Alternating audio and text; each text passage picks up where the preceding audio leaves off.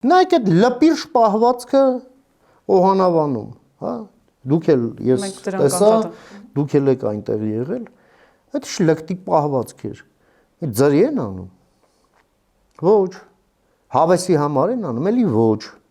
իրանք անում են շատ հստակ նպատակներից ելնելով, ովքեր են այդ անողների հետևում կանգնած և ինչպես լուծել այդ հարցը, ձևը ցույց տվեց Մայա Սանդուն,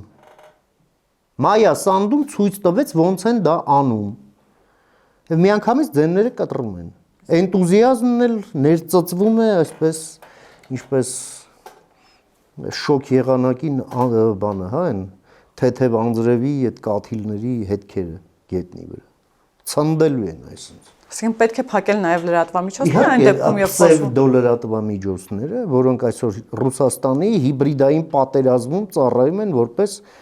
ներսում գործիք, այո պետք է փակվի, որովհետև սա վերաբերվում է ազգային անվտանգությանը,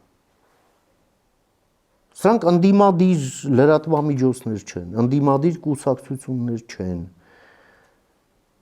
սրանք